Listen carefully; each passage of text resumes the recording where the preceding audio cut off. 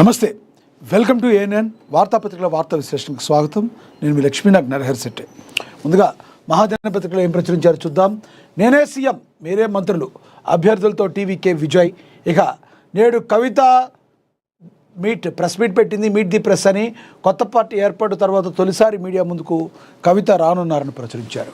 ఇక మద్యం తాగి అసెంబ్లీకి సీఎం, ప్రతిపక్షాల ఆందోళన, లైవ్లో ఆల్కహాల్ టెస్టులకు విపక్షాల డిమాండ్, తిరస్కరించిన స్పీకర్. ఇక అదేవిధంగా చూసుకుంటే ముఖ్యమంత్రితో విహెచ్ భేటీ, వెనుకబడిన తరగతుల సంక్షేమమే లక్ష్యమని, అనుభవం అంకితభావం తోడైతే ప్రగతి సాధ్యం, సీనియర్ నేత నియామకంపై ముఖ్యమంత్రి కీలక వ్యాఖ్యలు చేశారని కూడా ప్రచురించడం అయితే జరిగింది.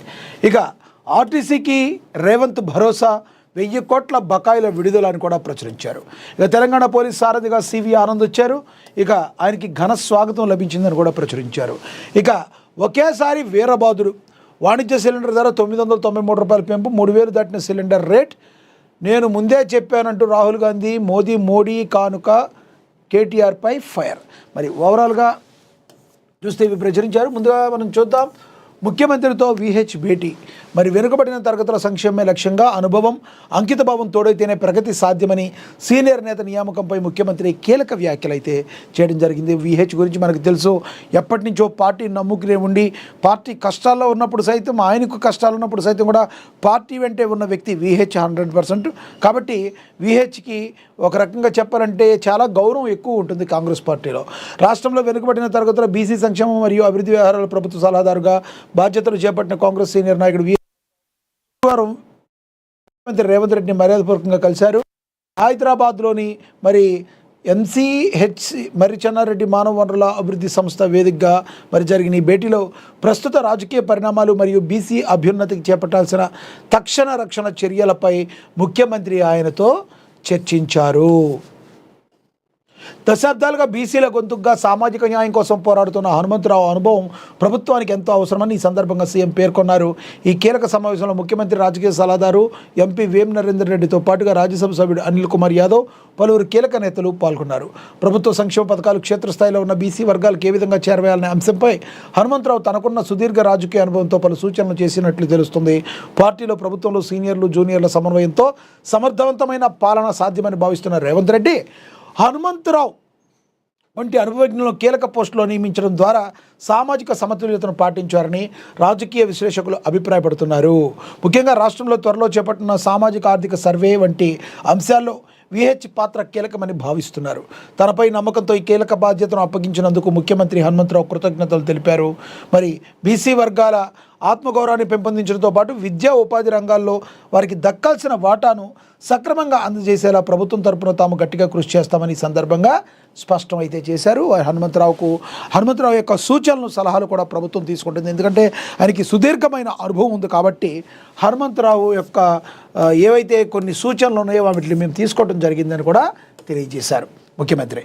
ఇక తదుపరి చూసుకుంటే ఆర్టీసీకి రేవంత్ భరోసా, 1000 కోట్ల బకాయిల విడుదల. సమస్యల పరిష్కారానికి ప్రణాళిక, అందరం కలిస్తేనే ప్రభుత్వం, కార్మికులు హక్కు మధ్య దూరం లేదు. జూబ్లీహిల్స్ భేటీలో సీఎం స్పష్టీకరణ. అంతర్జాతీయ స్థాయిలో బస్ టెర్మినల్, మెట్రోతో ఈవీ బస్సుల అనుసంధానం, ఆర్టీసీని నెంబర్ 1గా నిలుపుదామనుకున్న ముఖ్యమంత్రి.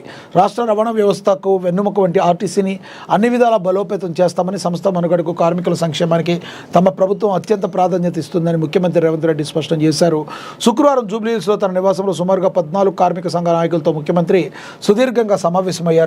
సంస్థ అభివృద్ధికి, కార్మికుల సమస్యల పరిష్కారానికి ప్రభుత్వం చూపుతున్న చొరవపై సంఘాల నేతలు ఈ సందర్భంగా సీఎంతో పాటు రవాణా శాఖ మంత్రి పొన్నం ప్రభాకర్ కృతజ్ఞతలు తెలిపారు. ఈ సమావేశంలో ఎంపీలు వేం నరేందర్ రెడ్డి, అనిల్ కుమార్ యాదవ్, ప్రభుత్వ ప్రత్యేక ప్రధాన కార్యదర్శి ఆర్టీసీ ఎండీ వై నాగిరెడ్డితో పాటు పలువురు ఎమ్మెల్యేలు పాల్గొన్నారు. సమావేశంలో ముఖ్యమంత్రి మాట్లాడుతూ, నేను వేరు మీరు వేరు అన్న భావన ఇప్పుడు నాకు లేదని, అందరం కలిస్తేనే ప్రభుత్వం అని కార్మికులతో తమకున్న అనుబంధాన్ని గుర్తు చేసుకున్నారు. కాంగ్రెస్ ప్రభుత్వం రావాలని ఆర్టీసీ కార్మికులు బలంగా ఆకాంక్షించారని, వారి పోరాటంలో తాము ఎప్పుడు కూడా భాగస్వామ్యం వహించామని పేర్కొన్నారు. ఆర్టీసీని లాభాల బాటలో నడిపించేందుకు ఇప్పటికే బస్సుల సంఖ్య, నియామకాలను పెంచామని, ఆదాయ వనరులను మెరుగుపరిచామని వివరించారు. కార్మికుల పట్టుదలతో పనిచేయడం వల్లే తెలంగాణ ఆర్టీసీ నేడు దేశంలోనే గొప్ప సంస్థగా నిలిచిందని సీఎం రేవంత్ రెడ్డి తెలిపారు. కానీ ఏవైతే ఆర్టీసీ ఒక డిమాండ్లు ఉన్నాయో వాటిని పరిశీలించి సాధ్యాసాధ్యాలపై పరిశీలించి మేము ఎప్పుడూ కూడా ఆర్టీసీకి చేయూతనివ్వడానికి మా ప్రభుత్వం అండగా ఉంటుంది అని చెప్పి సీఎం రేవంత్ రెడ్డి తెలియచేయటం అయితే జరిగింది. కార్మికులు వేరు, నేను వేరు కాదు అని చెప్పి ఆయన తెలిపటం అయితే జరిగింది. ఒకేసారి వీరబాదుడు వాణిజ్య సిలిండర్ ధర 993 రూపాయలు పెంపు, 3000 దాటిన సిలిండర్ రేట్ నేను ముందే చెప్పా రాహుల్ గాంధీ, మోడే కానుక కేటీఆర్ ఫైర్. వాణిజ్య గ్యాస్ సిలిండర్ ధరను కేంద్ర ప్రభుత్వం ఒక్కసారిగా 993 రూపాయలు పెంచింది. ఈ పెంపుతో హైదరాబాద్లో కమర్షియల్ సిలిండర్ రేటు 3315కు చేరింది. ఢిల్లీలో 19 కిలోల సిలిండర్ ధర 3071కి చేరుకుంది. ఢిల్లీ వాణిజ్య ఎల్పిజి సిలిండర్ ధర గతంలో 2078.50 ఉండేది, 78 రూపాయల 50 పైసలకు ఉండేది. అదేవిధంగా ముంబైలో వాణిజ్య ఎల్పిజి సిలిండర్ ధర 2031 నుంచి 3200కు పెరిగింది. ఇది 5 కిలోల సిలిండర్ ధర మరి 914.50కు పెరిగింది. ముఖ్యంగా పశ్చిమాసియాలో ఉద్రిక్తతలు ప్రారంభమై ఫిబ్రవరి 28 నుంచి 19 కేజీల వాణిజ్య ఎల్పిజి సిలిండర్ ధరను 3 సార్లు పెంచింది కేంద్రం. మొదట మార్చిలో 144 పెరగగా ఏప్రిల్లో 1న దాదాపు 200 మేర పెరిగింది. అంతర్జాతీయ మార్కెట్లో ముడి చమురు ధరలు పెరగడం, సరఫరా ఇబ్బందులు, పశ్చిమాసియా ప్రాంతంలో యుద్ధ పరిస్థితులు వంటి అంశాలు ఈ పెంపునకు ప్రధాన కారణంగా తెలుస్తుంది. గృహ వినియోగదారులకు ఊరట, వాణిజ్య సిలిండర్ ధరలు భారీగా పెరిగినా గృహ వినియోగానికి ఉపయోగించే ఎల్పిజి సిలిండర్ ధరలో ఎలాంటి మార్పులు రేవని కేంద్ర ప్రభుత్వం అయితే స్పష్టం చేసింది. దీంతో సాధారణ ప్రజలకు కొంత ఊరట లభించింది. గృహ వినియోగం సిలిండర్ ధరలను స్థిరంగా ఉంచడం ద్వారా ప్రజలపై ఆర్థిక భారం పడకుండా కేంద్ర ప్రభుత్వం జాగ్రత్తలు తీసుకుంటుంది.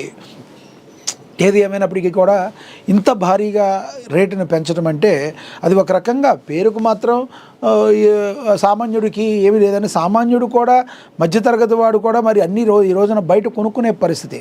మీరు వాణిజ్య సిలిండర్ల ధరను విపరీతంగా పెంచేస్తే వాడేమన్నా ఊరుకుంటాడా? వాడు కూడా అన్ని రేట్లు పెంచుతాడు. ఉదాహరణకి టిఫిన్ సెంటర్ చూద్దాం, 25 రూపాయలకు 30 రూపాయలకు టిఫిన్ దొరికేది ఈ రోజున 60 రూపాయలు.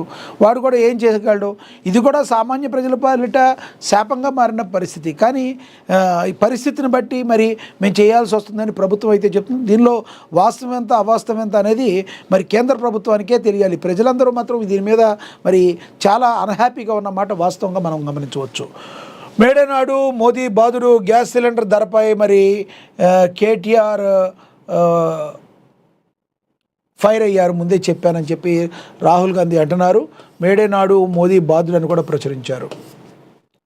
దాని గురించి కూడా చూద్దాం ఒకసారి. నేను ముందే చెప్పా, దేశంలో వాణిజ్య గ్యాస్ సిలిండర్ ధర శుక్రవారం భారీగా పెరగడంపై కాంగ్రెస్ నేత రాహుల్ గాంధీ కేంద్రం ప్రభుత్వంపై మండిపడ్డారు. త్వరలో పెట్రోల్, డీజిల్ వంతు వస్తుందని హెచ్చరించారు. ఎన్నికల తర్వాత ధరాభారం పెరుగుతుందని దాని ముందే చెప్పిన విషయాన్ని గుర్తు చేశారు. ఇది ఎలక్షన్ బిల్లు అని వ్యాఖ్యానించారు. ఎక్స్ వేదిక ఈ మేరకు పోస్టు పెట్టారు. కమర్షియల్ ఎల్పిజి సిలిండర్ ధర మునుపెన్నడూ చూడని స్థాయిలో ఒక్కసారిగా పెరిగాయని రాహుల్ గాంధీ విమర్శించారు. ఫిబ్రవరిలో ఇప్పటి వరకు కూడా 1380 మేర ధర పెరిగిందన్నారు. కేవలం 3 నెలల్లో ధర 81% మేర పెరిగిందని వివరించారు. ఎన్నికల తర్వాత ఇలా జరుగుతుందని తాను ముందే చెప్పానని రాహుల్ గుర్తు చేశారు. ఇక రాహుల్ గాంధీ గారు కూడా గుర్తుంచుకోవాల్సింది ఏంటంటే మరి యూపీఐ ప్రభుత్వంలోనే అసలు ఈ గ్యాస్ వడ్డన అనేది స్టార్ట్ చేసి ముందు ఒకప్పుడు 450-500 ఉండే ధరని 800 రూపాయల వరకు చేసి దాన్ని ప్రజల దగ్గర వరకు వెళ్ళిన తర్వాత మళ్ళీ ఒక 200 రూపాయలు మీ అకౌంట్లో వెనక్కి పడతాయి అని, ఆ తర్వాత ఎవరికీ పడకుండా ముందు గ్యాస్ మీద వడ్డన షురూ చేసింది మీ యూపీఐ ప్రభుత్వం. అది రాహుల్ గాంధీ గారు గుర్తుంచుకోవాలని విశ్లేషకులందరూ కూడా చురకలంటిస్తున్న పరిస్థితిని మనం అయితే గమనించవచ్చు. ఇక అదేవిధంగా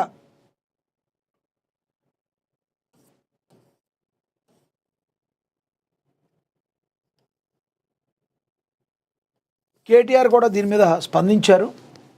దీని గురించి కూడా చూద్దాం.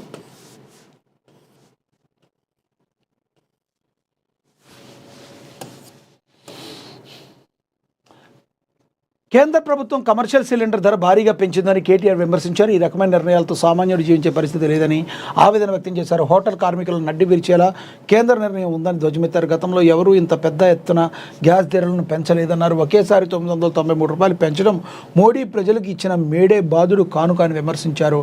ఈ ప్రభావం కార్మికులు సామాన్యులపై ప్రతికూలంగా ఉంటుందని కేటీఆర్ తెలిపారు. వాస్తవం ఇది. ఎందుకంటే మరి ఇదేదో కమర్షియల్ పెంచినంత మాత్రాన సామాన్యుడికి ఊరట అనేది లేదు. సామాన్యుడు కూడా ఆ హోటల్ దగ్గరికి వెళ్ళి సామాన్యుడిగా జేబులోంచే కదా వాళ్ళు కూడా డబ్బులు మొత్తం లాగేసుకునేది. ఇది మొత్తం కూడా ఒక రాజకీయ క్రీడలాగా ఉందని జనాలందరూ కూడా చాలా సీరియస్గా ఆలోచిస్తున్నారు. ఇదైతే కేంద్ర ప్రభుత్వానికి అయితే ఒక పెద్ద దెబ్బగానే మనం అయితే పరిగణించవచ్చు. ఇక నేనే సీఎం, మీరే మంత్రులు అభ్యర్థులతో టీవీకే విజయ్. మనకు తెలుసు మరి తమిళనాట ఇప్పుడు ఎన్నికల్లో ఏం జరగబోతుందోనని అందరూ ఎంతో ఉత్కంఠగా ఎదురు చూస్తున్న సమయంలో మరి టీవీకే అధినేత కొంత ఆయన ఫాస్ట్గా వడివడిగా అడుగులు వేస్తున్నారు. ఏ రకంగా ఎన్ని సీట్లు వస్తే ఏ రకంగా వ్యూహాలను పన్నాలి, ఏ రకంగా ముందుకెళ్లాలని మరి ఆయన ఆలోచిస్తున్నట్టుగా మనకి స్పష్టంగా కనబడుతుంది. నేనే సీఎం. తమిళనాడు అసెంబ్లీ ఎన్నికల ఫలితాలు మే 4న వెల్లడి కానున్నాయి. Axis My India survey Vijay పార్టీ సునామీ తథ్యమని జోస్యం చెప్పింది. ఆ సంస్థ అంచనా ప్రకారం టీవీకేకు 98 నుంచి 120 స్థానాలు, డీఎంకేకు 92 నుంచి 110, అన్నా డీఎంకేకు 22 నుంచి 30 సీట్లలో గెలిచే అవకాశం ఉందని మెజార్టీ సర్వేలు నటుడు విజయ్ టీవీకే పార్టీ 20 నుంచి 25 మధ్య స్థానాలు రావచ్చని తేల్చాయి.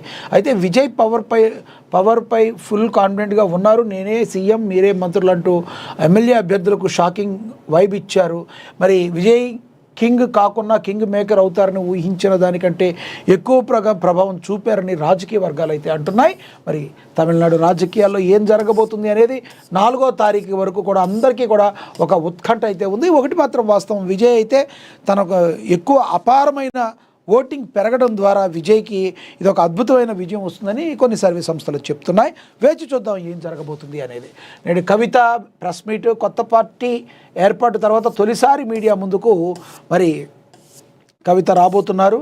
ఎందుకంటే దీనిలో మనకు తెలుసు ఇది తెలంగాణ రాష్ట్ర సేనగా టీఆర్ఎస్గా ప్రకటించారు. కానీ రీసెంట్గా మనకి సమాచారం అందిన దాన్ని బట్టి తెలంగాణ రక్షణ సేనగా ఈ ఎన్నికల కమిషన్ మరి వాళ్ళకి ఇచ్చింది.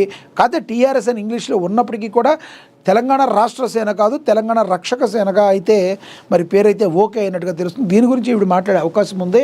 కొత్తగా ఏర్పాటైన తెలంగాణ రక్షణ సేన టీఆర్ఎస్ పార్టీ అధ్యక్షురాలు కల్వకుంట్ల కవిత మీడియా ముందుకు రానున్నారు. మే 2వ తేదీన శనివారం ఉదయం 11 గంటలకు హైదరాబాద్లోని బషీర్బాగ్లో జరిగే మీట్ ది ప్రెస్ కార్యక్రమంలో ఆమె పాల్గొంటారు. తెలంగాణ రాష్ట్ర వర్కింగ్ జర్నలిస్టుల సంఘం TUWJ ఈ కార్యక్రమాన్ని సురవరం ప్రతాప్ రెడ్డి ఆడిటోరియంలో నిర్వహిస్తుంది. ఈ కార్యక్రమంపై కవిత స్పందిస్తూ తన కొత్త పార్టీని విజయవంతంగా ప్రారంభించిన అనంతరం జర్నలిస్టులతో సమావేశమవుతున్నట్లు తెలిపారు. తెలంగాణ భవిష్యత్తుకు సంబంధించిన తమ పార్టీ సమగ్ర దార్శనికతను, రాష్ట్ర ప్రగతి కోసం రూపొందించిన రోడ్ మ్యాప్ను ఈ సందర్భంగా పంచుకుంటానని పేర్కొన్నారు. కొత్త పార్టీని స్థాపించిన తర్వాత కవిత తొలిసారి అధికారికంగా మీడియా సమావేశంలో పాల్గొనడంతో ఈ కార్యక్రమాన్ని రాజకీయంగా ప్రాధాన్యత ఏర్పడింది. తెలంగాణ అభివృద్ధిపై ఆమె ప్రకటించబోయే ప్రణాళికలు, పార్టీ విధి విధానాలు ఏ విధంగా ఉండబోతున్నాయనే విషయంపై రాజకీయ వర్గాల్లో తీవ్ర ఆసక్తికరంగా మారింది. మాట వాస్తవం.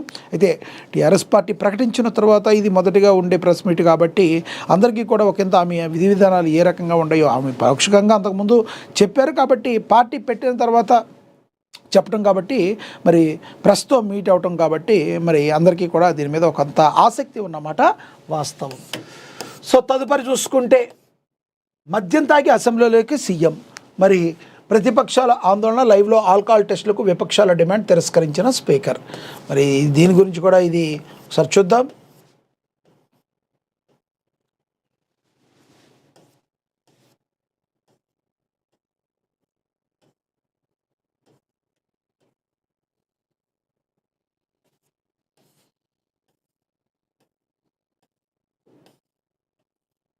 రైట్, ఇది మళ్ళీ చదువుదాం. దీనికి ప్రతిపక్షాల ఆందోళన, లైవ్లో ఆల్కహాల్ టెస్టుకు విపక్షాల డిమాండ్ తిరస్కరించిన స్పీకర్.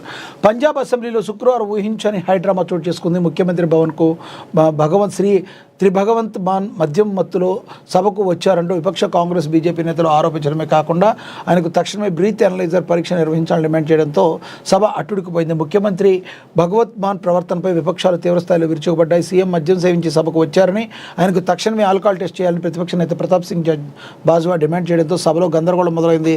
మధ్యాహ్నం భోజన విరామం తర్వాత సభ ప్రారంభంగానే కాంగ్రెస్ ఆప్ సభ్యులు స్పీకర్ పోడియం వద్దకు దూసుకెళ్లి పరస్పర నినాదాలతో హోరెత్తించారు. స్పీకర్ సభను వాయిదా వేయాల్సి వచ్చింది. అది ప్రజాస్వామ్య దేవాలయానికి అవమానం. ప్రతిపక్ష నేత ప్రతాప్ సింగ్ బాజ్వా స్పీకర్కు రాసిన లేఖలో ముఖ్యమంత్రి ప్రవర్తన తీవ్ర అభ్యంతరకరంగా ఉందని పేర్కొన్నారు. సభలో ఎమ్మెల్యే సుఖ్పాల్ సింగ్ ఖైరే లేవనెత్తిన ఆరోపణలకు సమాధానం చెప్పకుండా ముఖ్యమంత్రి బయటకు వెళ్ళిపోయాడని ఆయన తప్పుబట్టారు. ముఖ్యమంత్రితో సహా సభలో ఉన్న ఎమ్మెల్యేలందరికీ కూడా డోప్ టెస్ట్, బ్రీత్ అనలైజర్ పరీక్షలు నిర్వహించాలని, ప్రజాస్వామ్య దేవాలయంలో ఇలాంటి ప్రవర్తన అనుమతిస్తే ప్రజల్లో సభకు ఉన్న గౌరవం పోతుందని బాజ్వా తెలిపారు. ఇక ఫ్లోర్ టెస్ట్ కంటే బ్రీత్ అనలైజర్ టెస్ట్ ముఖ్యం. పంజాబ్ బీజేపీ చీఫ్ సునీల్ కజార్ ఝాకర్ కూడా విపక్షాల డిమాండ్కు మద్దతు పలికారు. గురుద్వారాలు లేదా దేవాలయాలకు ఎవరైనా మద్యం సేవించి వెళితే అది ఎంత పెద్ద అపరాధమో అసెంబ్లీలోకి మద్యం మత్తులో రావడం కూడా అంతే పెద్ద నేరం. ఒకరోజు ప్రభుత్వం ఫ్లోర్ టెస్ట్ చేయడం కంటే సభ్యులందరికీ బ్రీత్ అనలైజర్ టెస్ట్ చేయడం ముఖ్యమంది చేస్తే అసలు ఫ్లోర్ టెస్ట్ అవసరమే ఉండదని ఆయన ఎద్దేవా చేశారు. రాష్ట్రంలో శాంతి భద్రతలు క్షీణించాయని, కార్మికుల సంక్షేమం ప్రభుత్వం విస్మరించిందని బీజేపీ నేతలు ఆరోపించారు. ఆరోపణలు కొట్టిపారేశారు. విపక్షాల ఆరోపణలపై అధికార ఆమ్ ఆద్మీ పార్టీ తీవ్రంగా స్పందించింది. ఇవన్నీ నిరాధారమైన హాస్యాస్పదమైన ఆరోపణలని పంజాబ్ ఆప్ అధ్యక్షుడు మంత్రి అమన్ అరోరా మండిపడ్డారు. సభలో చర్చను పక్కదారి పట్టించేందుకే కాంగ్రెస్ బీజేపీలు కుమ్మక్క ఇటువంటి దిగజారుడు రాజకీయాలు చేస్తున్నాయని ఆయన విమర్శించారు. ఒక సున్నితమైన సరిహద్దు రాష్ట్ర ముఖ్యమంత్రిపై ఇలాంటి వ్యక్తిగత విమర్శలు చేయడం దురదృష్టకరమైన ఆప్ నేతలు పేర్కొన్నారు. విపక్షాల ఆందోళన మధ్య మాన్ ప్రభుత్వం సభలో విశ్వాస తీర్మానాన్ని ప్రవేశపెట్టింది.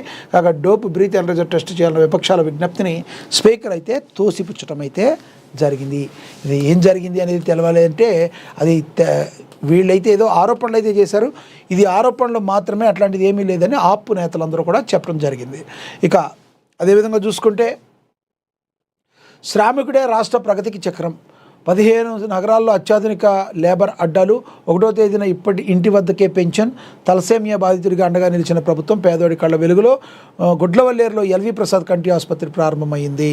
మరి మచిలీపట్నం కృష్ణా జిల్లా పర్యటనలో భాగంగా శుక్రవారం మేడే వేడుకలు జరుపుకున్న శ్రామికులకు ఏపీ సీఎం చంద్రబాబు నాయుడు తీపి కబురు అందించారు. పమిడిముక్కల మండలం వీరంకెలాకు గ్రామంలో మరి భవన నిర్మాణ కార్మికులతో నేరుగా ముఖాముఖి నిర్వహించిన సందర్భంగా వారి కష్టాలను గుర్తించి పలు కీలక సంక్షేమ పథకాలను ప్రకటించి కష్టపడి పనిచేసే ప్రతి ఒక్కరు కూడా రాష్ట్ర అభివృద్ధిలో భాగస్వాములేనని, వారి సంక్షేమం కోసం ప్రభుత్వం అన్ని క్యాంటీన్లు, ఆటో డ్రైవర్ సేవలు, మత్స్యకారుల సేవలు, ఇటువంటి బృహత్తర పథకాలను అమలు చేస్తుందని వెల్లడించారు.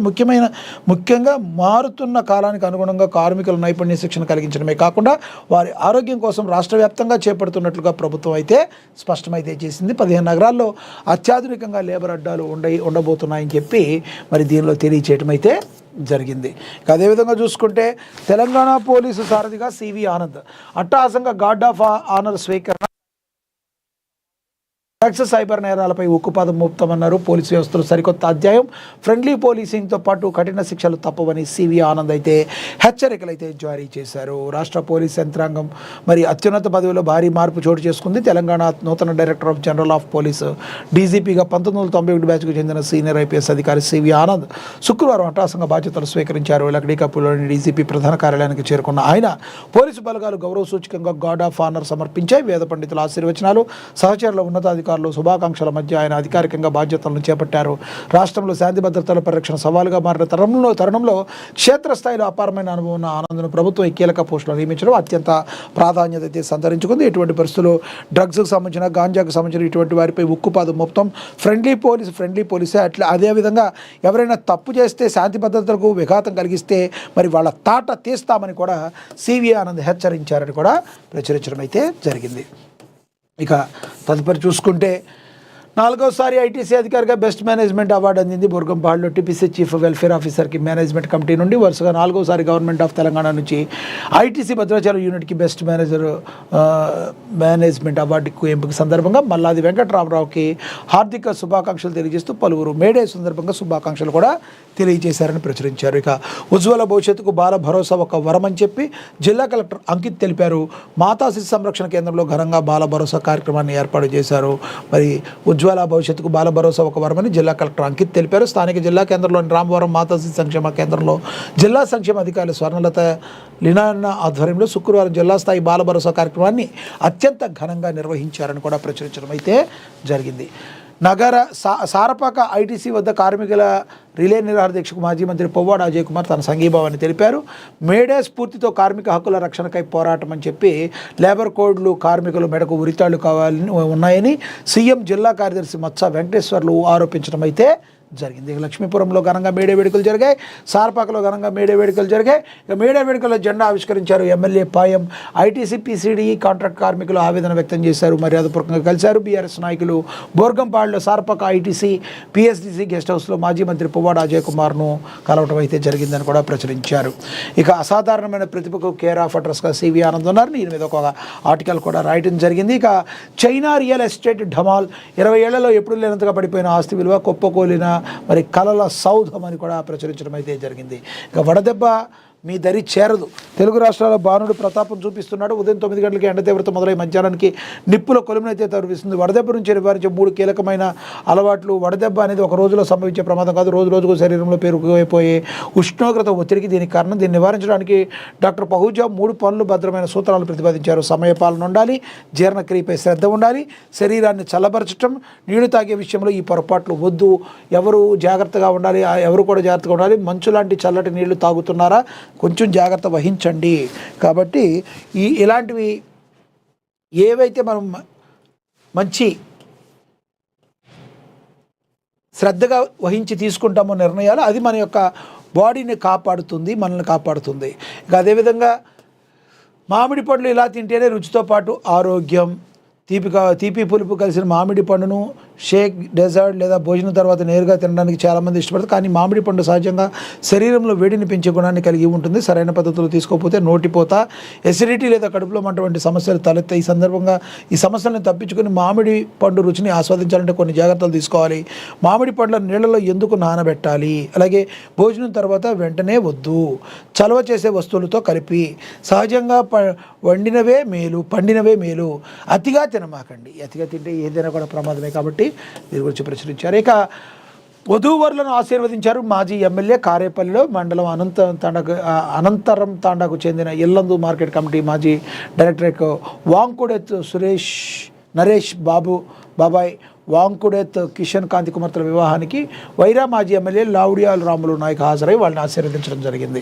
అంగరంగ వైభవంగా ప్రతిష్ఠ మహోత్సవం జరిగింది నేలకొండపల్లిలో. ఇక రేగలగూడెంలో ఇందిరమ్మ ఇంట్లో గృహప్రవేశం కూడా జరిగాయి. మరి అదేవిధంగా బోర్గంపాడు మండలంలో ఘనంగా మేడే వేడుకలు అత్యంత అద్భుతంగా జరిగాయి. రాష్ట్ర వ్యాప్తంగా కూడా మేడే వేడుకలు అత్యద్భుతంగా జరిగాయి. ఇక వరంగల్ పోలీస్ కమిషనర్ సన్ప్రీత్ సింగ్ పదోన్నతుల బాధ్యతలు పెరుగుతాయని చెప్పి కూడా ప్రచురించడం అయితే జరిగింది. విద్యార్థుల ఉన్నత లక్ష్యాల్లో ముందుకు సాగాలని మరి ఎస్ఎస్టీ టాపర్లు ఘనంగా సత్కరించారు జిల్లా కలెక్టర్ చాహద్ బస్పాయిని కూడా మరి ప్రచురించారు. ఇక జిల్లాలో ఘనంగా బాల భరోసా కార్యక్రమం జరిగింది. వరంగల్ జిల్లాలో పాల్గొన్నారు. అందులో మంత్రి కొండా సురేఖ మరియు జిల్లా కలెక్టర్. ఇక వైభవంగా హనుమాన్ నగర సంకీర్తన ఊగింపు పాల్గొన్నారు మంత్రి కొండా సురేఖ. వరంగల్లో మరి తూర్పు నియోజకవర్గంలోని కాశీబుక్కుల శ్రీ సీతారామస్వామి హనుమాన్ భక్త మండలి అన్నదాన సేవా సమితి ఆధ్వర్యంలో దేవాదాయ వారి సహకారంతో శ్రీ హనుమాన్ నగర సంకీర్తన ఊరేగింపు కార్యక్రమం అత్యద్భుతంగా చేయడం జరిగింది. అదేవిధంగా చూసుకుంటే హనుమకొండలో ధాన్యం కొనుగోలును మరింత వేగవంతం చేయాలని హనుమకొండ జిల్లా కలెక్టర్ చాహద్ బాస్పాయ్ తెలిపారు. కొనుగోలు కేంద్రాలను ఆకస్మికంగా తనిఖీ చేశారు కలెక్టర్. ఇక జనాగ్రహ సభను విజయవంతం చేయాలని చెప్పి ఎమ్మెల్యే కాటిపల్లి వెంకటరమణ మరి పిలుపునిచ్చారు. ఇక అదేవిధంగా కార్మిక సంక్షేమంలో ధ్యేయంగా ప్రభుత్వ పథకాలు అమలవుతున్నాయని మంచిర్యాల ఎమ్మెల్యే కొక్కిరాల ప్రేమసాగర్ రావు జిల్లా కలెక్టర్ కుమార్ దీపక్ తెలియజేశారని కూడా ప్రచురించడం అయితే జరిగింది. ఇక సిపిఐ ఆధ్వర్యంలో మేడే దినోత్సవం నిజాంపూర్లో ప్రీమియర్ లీగ్ క్రికెట్ టోర్నమెంట్ జరిగింది. సదాశివపేటలో ప్రారంభించారు. బీజేపీ రాష్ట్ర కార్యవర్గ సభ్యులు కోవూరు సంగమేశ్వర్ అని కూడా ప్రచురించారు. ఇక ప్రపంచ కార్మికులారా ఏకం కండి. రాజేంద్ర నగర్లో మరి సమసమాజ నిర్మాణమే కార్మికుల వర్గ లక్ష్యం. ఏఐటీసీ జిల్లా ప్రధాన కార్యదర్శి పానుగట్టి పర్వతాలు పిలుపునిచ్చారు. అదేవిధంగా ఆలేరులో మేడే వేడుకలు అత్యద్భుతంగా జరిగాయి, మనం చూడొచ్చు. అదేవిధంగా గిరి ప్రదక్షిణ చేసిన ప్రభుత్వ వైపు బేర్ల ఐలయ్య. ఆర్టీసీ డిపోలో మేడే వేడుకల్లో పాల్గొన్నారు ప్రభుత్వ వైపు ఆలేరు ఎమ్మెల్యే బేర్ల ఐలయ్య అని కూడా ప్రచురించారు. ఇక ఆలేరులో మేడే ఉత్సవాలు కూడా అద్భుతంగా జరిగాయని ప్రచురించారు. వలిగొండలో మేడే వేడుకలు జరిగాయి. ఇక రాష్ట్ర వ్యాప్తంగా కూడా మేడే వేడుకలు అత్యద్భుతంగా అయితే జరిగాయని కూడా ప్రచురించడం అయితే జరిగింది.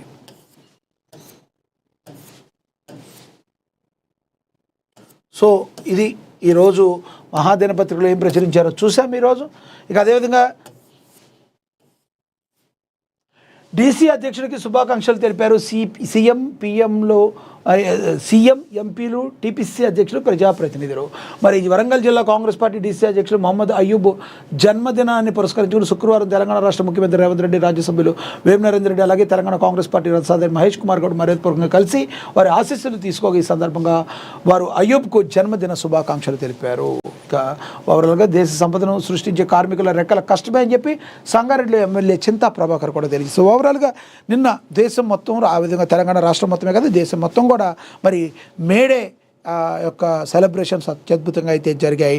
ఓవరాల్గా ఇది ప్రజలకి, ప్రభుత్వానికి వారధిగా ఉంటూ నిష్పక్షపాతంగా వార్తలను ప్రచురించే ఏకైక పత్రిక మహాదిన పత్రిక. ఇప్పుడే డౌన్లోడ్ చేసుకోండి.